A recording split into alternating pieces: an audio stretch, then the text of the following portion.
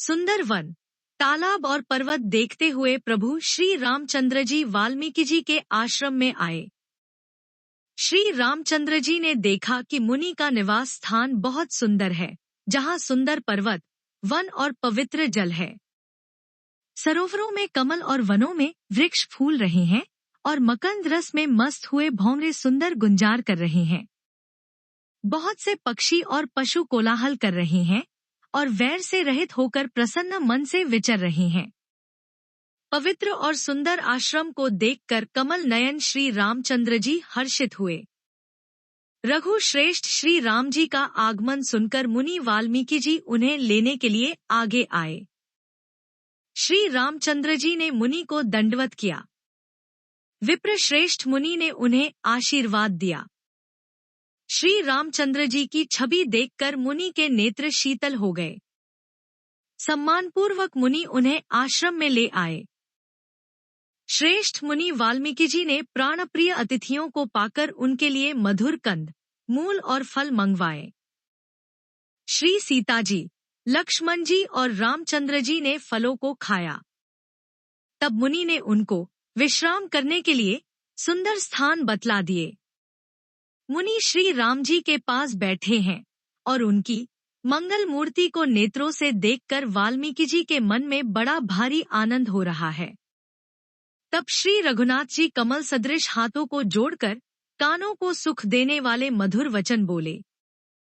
हे मुनिनाथ, आप त्रिकालदर्शी हैं। संपूर्ण विश्व आपके लिए हथेली पर रखे हुए बेर के समान है। प्रभु श्री रामचंद्र जी ने ऐसा कहकर फिर जिस जिस प्रकार से रानी कैकेयी ने वनवास दिया, वह सब कथा विस्तार से सुनाई और कहा, हे प्रभु, पिता की आज्ञा का पालन, माता का हित और भरत जैसे स्नेही एवं धर्मात्मा भाई का राजा होना और फिर मुझे आपके दर्शन होना, यह सब मेरे पुण्यों का प्रभाव है।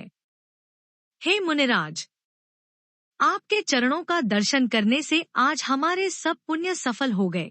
हमें सारे पुण्यों का फल मिल गया। अब जहां आपकी आज्ञा हो और जहां कोई भी मुनि उद्वेग को प्राप्त न हो, क्योंकि जिनसे मुनि और तपस्वी दुख पाते हैं, वे राजा बिना अग्नि के ही अपने दुष्ट कर्मों से ही जलकर भस्म हो जाते हैं।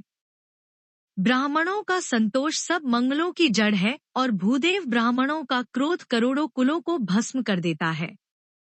ऐसा हृदय में समझकर वह स्थान बतलाइए जहां मैं लक्ष्मण और सीता सहित जाऊं और वहां सुंदर पत्तों और घास की कुटी बनाकर, हे दयालु, कुछ समय निवास करूं।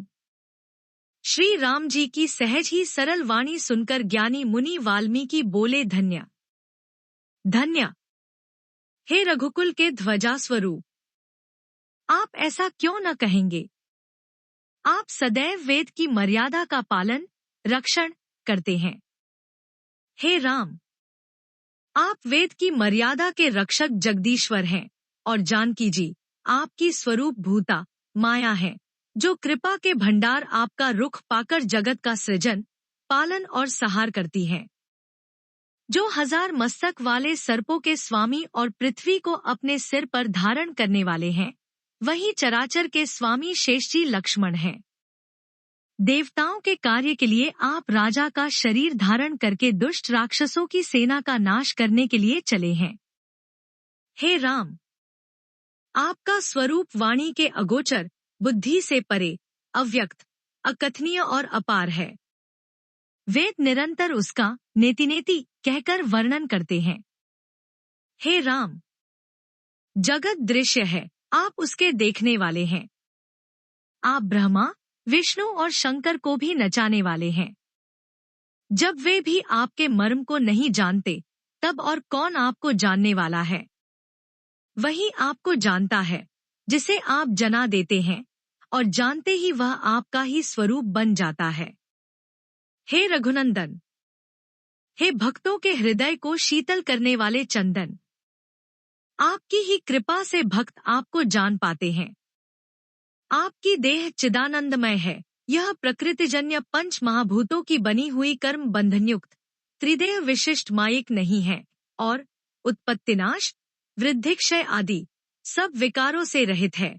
इस रहस्य को अधिकारी पुरुष ही जानते हैं। आपने देवता और संतों के कार्य के लिए दिव्य नर शरीर धारण किया है और प्रकृति के तत्वों से निर्मित देह वाले साधारण राजाओं की तरह से कहते और करते हैं। हे राम, आपके चरित्रों को देख और सुनकर मूर्ख लोग तो मोह को प्राप्त होते हैं और ज्ञानीजन सुखी होते हैं। आप जो कुछ कहते करते हैं वह सब सत्य उचित ही है, क्योंकि जैसा स्वांग भरे वैसा ही नाचना भी तो चाहिए। इस समय आप मनुष्य रूप में हैं, अतः मनुष्योचित व्यवहार करना ठीक ही है। आपने मुझसे पूछा कि मैं कहाँ रहूं, परंतु मैं यह पूछते सकुचाता हूँ कि जहाँ आप न हो वह स्थान बता दीजिए, तब मैं आपके रहने के लिए स्थान दिखाऊं। मुनि के प्रेमरस से सने हुए वचन सुनकर श्री रामचंद्र जी रहस्य खुल जाने के डर से सकुचाकर मन में मुस्कुराए। वाल्मीकि जी हंसकर फिर अमृत रस में डुबोई हुई मीठी वाणी बोले, हे राम जी, सुनिए, अब मैं वे स्थान बताता हूँ जहाँ आप सीता जी और लक्ष्मण जी समेत निवास कीजिए, जिनके कान समुद्र की भांति आपकी सुंदर कथा रूपी अनेक सुंदर नदियों से निरंतर भरते रहते हैं, परंतु कभी पूरे तृप्त नहीं होते। उनके हृदय आपके लिए सुंदर घर हैं और जिन्होंने अपने नेत्रों को चातक बना रखा है, जो आपके दर्शन रूपी मेघ के लिए सदा लालायित रहते हैं, तथा जो भारी भारी नदियों, समुद्रों और झीलों का निरादर करते हैं और आपके सौंदर्य रूपी मेघ की एक बूंद जल से सुखी हो जाते हैं, अर्थात आपके दिव्य सच्चिदानंदमय स्वरूप के किसी एक अंग की जरा सी भी झांकी के सामने स्थूल, सूक्ष्म और कारण तीनों जगत के अर्थात पृथ्वी, स्वर्ग और ब्रह्मलोक तक के सौंदर्य का तिरस्कार करते हैं। हे रघुनाथ जी, उन लोगों के हृदय रूपी सुखदायी भवनों में आप भाई लक्ष्मण जी और सीता जी सहित निवास कीजिए। आपके यश रूपी निर्मल मानसरोवर में जिसकी जीभ हंसनी बनी हुई आपके गुण समूह रूपी मोतियों को चुगती रहती है, हे राम जी, आप उसके हृदय में बसिए।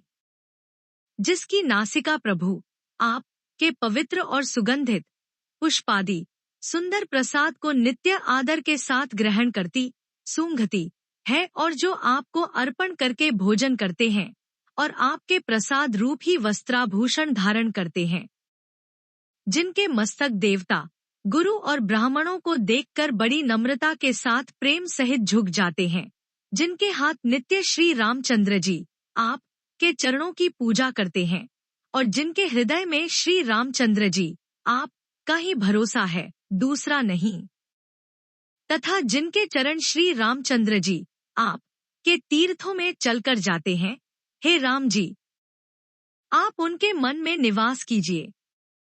जो नित्य आपके राम नाम रूप मंत्रराज को जपते हैं और परिवार परिकर सहित आपकी पूजा करते हैं, जो अनेक प्रकार से तर्पण और हवन करते हैं तथा ब्राह्मणों को भोजन कराकर बहुत दान देते हैं, तथा जो गुरु को हृदय में आपसे भी अधिक बड़ा जानकर सर्वभाव से सम्मान करके उनकी सेवा करते हैं, और ये सब कर्म करके सबका एकमात्र यही फल मांगते हैं कि श्री रामचंद्र जी के चरणों में हमारी प्रीति हो, उन लोगों के मन रूपी मंदिरों में सीता जी और रघुकुल को आनंदित करने वाले आप दोनों बसिए, जिनके न तो काम, क्रोध, मद, अभिमान और मोह है, न लोभ है, न क्षोभ है, न राग है, न द्वेष है और न कपट, दंभ और माया ही है। हे रघुराज, आप उनके हृदय में निवास कीजिए, जो सबके प्रिय और सबका हित करने वाले हैं, जिन्हें दुहक और सुख तथा प्रशंसा, बड़ाई और गाली, निंदा समान है, जो विचार कर सत्य और प्रिय वचन बोलते हैं, तथा जो जागते सोते आपकी ही शरण हैं, और आपको छोड़कर जिनके दूसरे कोई गति, आश्रय नहीं है, हे राम जी, आप उनके मन में बसिए।